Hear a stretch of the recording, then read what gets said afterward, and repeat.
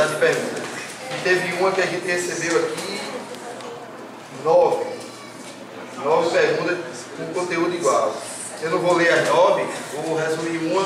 O pessoal quer que você explique como vai ficar a situação do transporte universitário e como aconteceu a votação para que esse transporte passasse a ser pago. Aqui as perguntas. Essa aí eu vou me deter um pouquinho, minha gente, porque como tem 9, então foi a pergunta mais solicitada. Então exige um maior esclarecimento também. Antes de dizer sobre a votação, eu vou explanar para vocês o cenário que nós estamos vivenciando naquele momento. O transporte universitário, ele começou em 76. Foi a reivindicação do meu tio, que na época era vereador, Paulo Viegas. Ele começou com um ônibus à noite, e esse ônibus ainda ia vazio para Recife. Está na lei orgânica e foi de autoria dele, no artigo 150, se vocês tiverem a preocupação de dar uma observada, dizendo que o município é obrigado a fornecer o transporte gratuito aos estudantes para o Recife dos cursos inexistentes no nosso município. Ou seja, para Recife é obrigatório o transporte gratuito. Agora, qual o grande problema? Não diz a quantidade. Então, se o prefeito, à época, colocasse um ônibus pela noite, um ônibus pela manhã, como ele estava se propondo a fazer, ele estava cumprindo a lei orgânica. Tem o transporte? Tem. Tem para todos os estudantes? Não.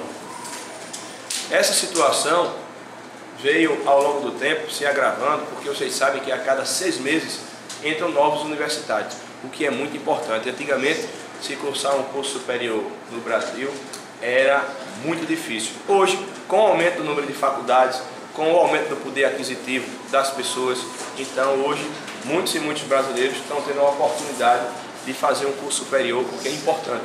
Porque esse é o desafio do Brasil, é qualificar a nossa mão de obra, qualificar a nossa população.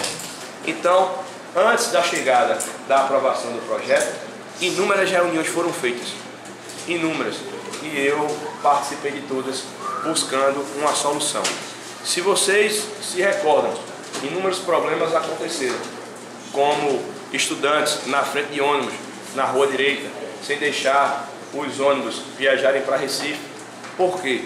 Porque eles estavam sendo tolhidos no direito deles de viajar também. Estavam se colocando uma quantidade reduzida de ônibus, onde não estava se ofertando aquele serviço para todos. Eu posso falar desse transporte universitário porque também, assim como o momento que eu está vivendo, eu também vivenciei. Eu não digo por ouvir falar, eu digo por ter participado, por ter vivenciado o momento, onde eu viajei nesse ônibus durante 5 anos e acompanhei de perto inúmeros problemas de provas que eu perdi e outros alunos perderam também. Tem tantos relatos que eu tornaria até cansativo. Eu vou reduzir um, que é um dia que muito chamou a atenção. Nós estávamos indo para Recife e fomos parados na Polícia Rodoviária Federal. A Polícia Rodoviária Federal entrou no ônibus, pediu a documentação, e ao constatar que a documentação não estava em dia, ele disse que o ônibus estava apreendido. E ficou aquela situação, libera, não libera, libera, não libera. Foi quando um grupo de meninas que tinha prova no dia, que não podiam perder a prova, começaram a chorar. E aí o Polícia Rodoviária Federal, ele se sensibilizou e disse, tá certo, vai levar todo mundo, agora eu vou dentro do ônibus. Vamos deixar todos os estudantes, voltam para cá. E assim foi feito. Ao final, o ônibus foi buscar, porque aquele realmente ficou apreendido. Esse ônibus, na volta, quebrou. Como a empresa não tinha mais ônibus de reserva, porque o que conseguiu foi para fazer esse socorro. O outro estava apreendido. Nós chegamos em Goiânia mais de 3 horas da manhã. Eu, muitas vezes, perdi prova, cheguei atrasado. Quando eu tinha prova no primeiro horário, eu ia no ônibus da Rodotur para passar o dia estudando na faculdade e não correr risco de perder a prova. Quando era no segundo horário, não. Mas no primeiro horário eu sempre ia no ônibus da Rodotur e muitas vezes até pela manhã, por conta de inúmeros problemas que nós vivenciávamos. Problemas de pessoas que iam pegando carona para fazer, Deus sabe o que, em Recife, e o estudante ia em pé.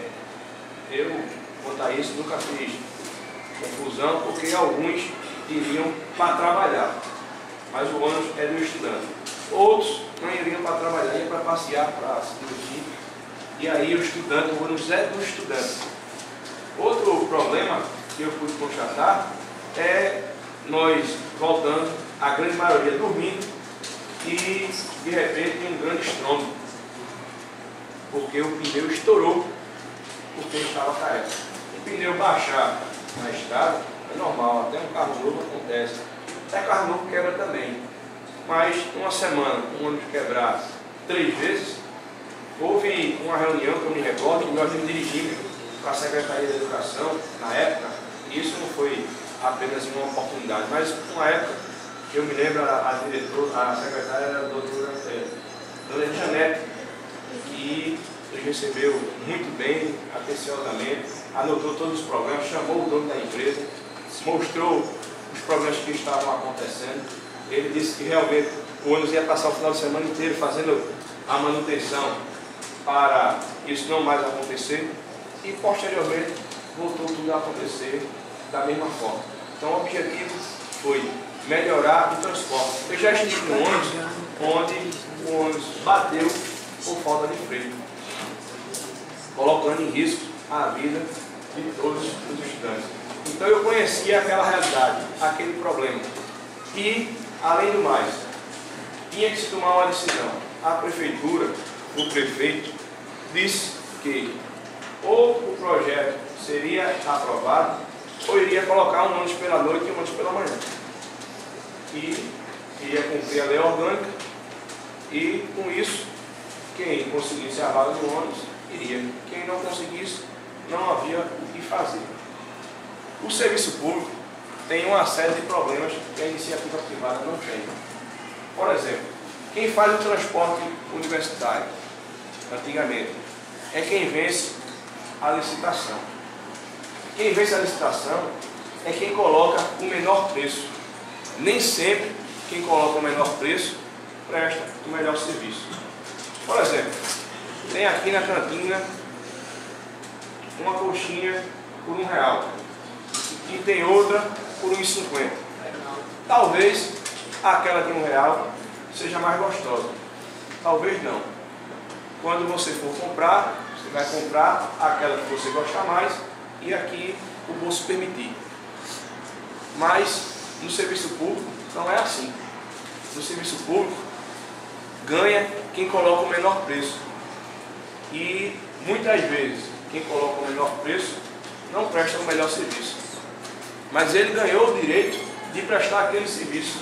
Daqui para ele vir ser descredenciado, é necessário se instaurar um inquérito administrativo, é necessário ele ser notificado, é necessário ele ser advertido, se dá um prazo para que ele tenha o amplo direito de defesa, mostrar o porquê o serviço não está sendo prestado de boa qualidade, para, após um longo período, ele ser descredenciado. E em sendo descredenciado, tem que se chamar a segunda empresa que colocou o menor preço. Às vezes, aquela segunda empresa que colocou o segundo menor preço, nem quer mais. Por quê? Porque já assumiu outros compromissos em outros municípios, onde o ano já está se encerrando e não é mais vantajoso para aquela empresa assumir aquele trabalho. Então, munido de todas essas informações e principalmente em nossas mãos uma decisão onde, se aprovasse o projeto, nós teríamos a oportunidade de melhorar o transporte universitário. Como melhorou? Hoje os ônibus quebram menos. Hoje os ônibus são mais novos, são ônibus com ar-condicionado. Mas hoje é pago. Então, antigamente se tinha um transporte gratuito sem qualidade. Hoje se tem um transporte com mais qualidade, mas sem ser gratuito. O que eu vou fazer? Nós vamos adquirir ônibus próprios para que nós tenhamos um transporte gratuito e de qualidade. Em relação ao projeto, eu, no Legislativo, nunca me abstive. Se abster é quando se lava a mão. E isso eu nunca fiz. Sempre votei a favor ou contra. Quando entendia que deveria votar a favor, votava.